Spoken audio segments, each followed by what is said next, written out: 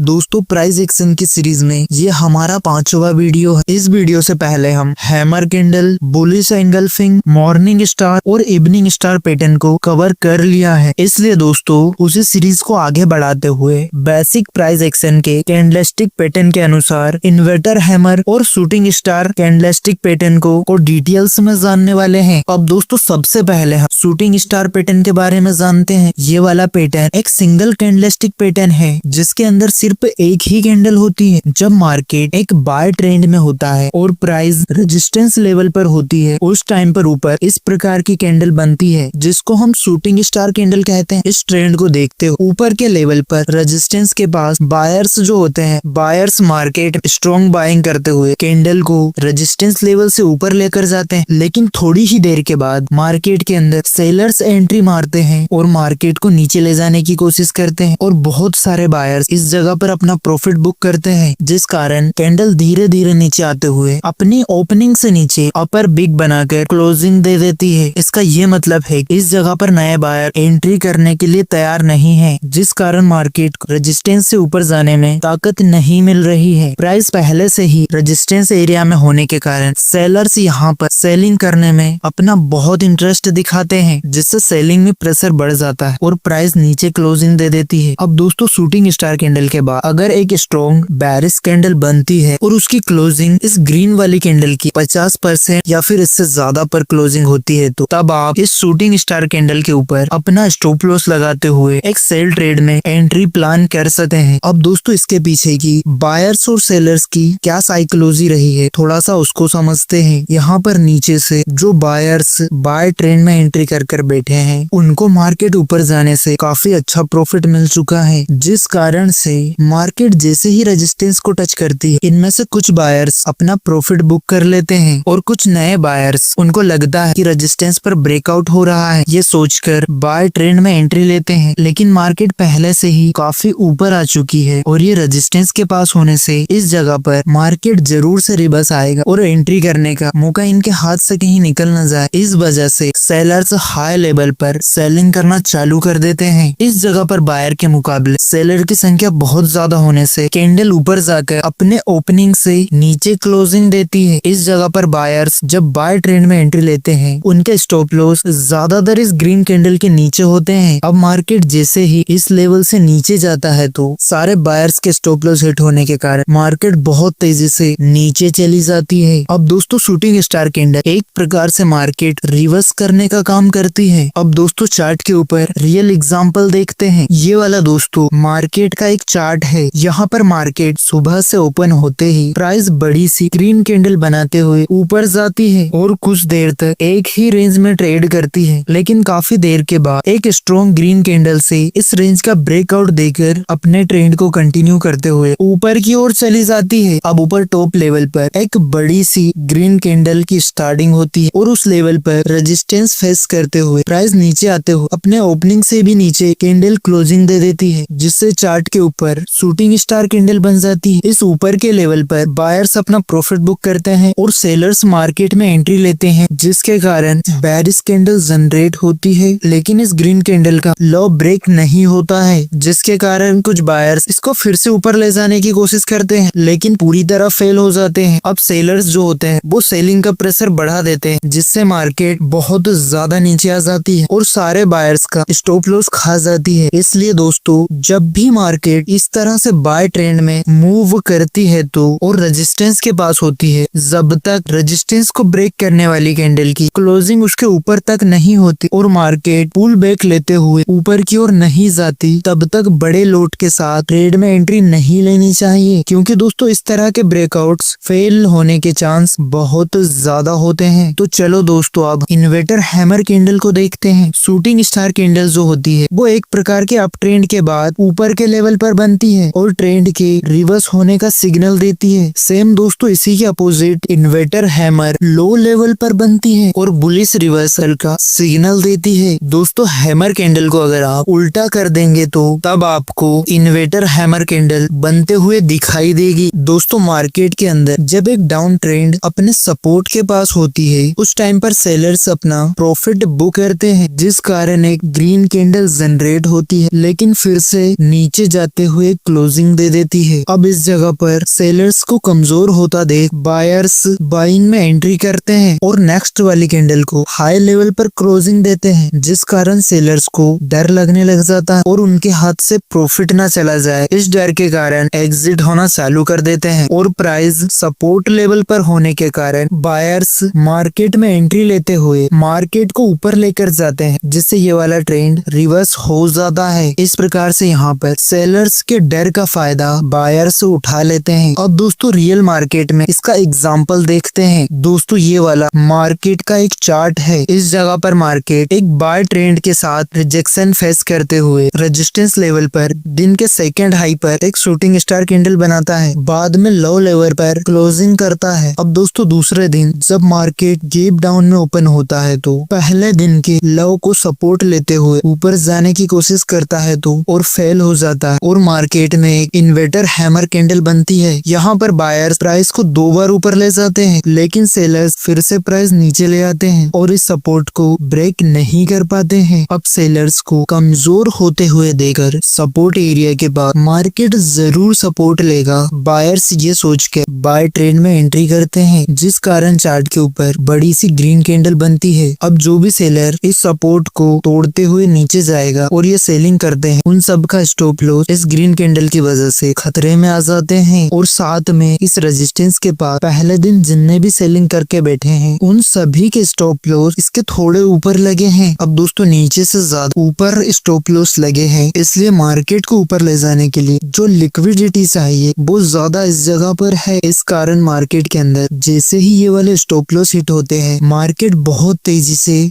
ऊपर चली जाती है और अपना पहले दिन का अब ट्रेंड को कंटिन्यू करती है। अब दोस्तों प्राइस एक्शन के अंदर कैंडलस्टिक पैटर्न का यूज करते टाइम इस बात का हमेशा ध्यान रखना चाहिए कि किसी भी प्रकार के कैंडलस्टिक पैटर्न को बिल्कुल परफेक्ट तरह काम करने के लिए एक लेवल का सपोर्ट चाहिए होता है। जैसे इस जगह पर इन्वर्टर हैमर कैंडल इस सपोर्ट पर नहीं बनी होती, तब ये अकेली कैंडल मार्केट को इस तरह से रिवर्स नहीं ले जा सकती थी। इसलिए दोस्तों चाहे शूटिंग स्टार कैंडल हो या फिर इन्वर्टर हैमर कैंडल, दोनों को ही परफेक्ट तरह से काम करने के लिए मार्केट के अंदर बनने वाले की लेवल का सपोर्ट लेना ही पड़ता है। अब दोस्तों मेरा आप सभी से एक निवेदन है कि हमने इस वीडियो के अंदर आपको जितनी भी बातें बताई हैं उनका चार्ट के ऊपर प्रैक्टिस जरूर करें, जिस कारण आपको इन चीजों को समझने में बहुत ज्यादा आसानी होगी। अब दोस्तों अगले वीडियो के अंदर हम ट्यूजर टॉप और ट्यूजर बॉटम कैंडलस्टिक पैटर्न के बारे में बहुत अच्छे से जानने वाले हैं। तो अगर आपको हमारी ये वीडियो बहुत अच्छी लगी है तो वीडियो को लाइक करने के साथ ही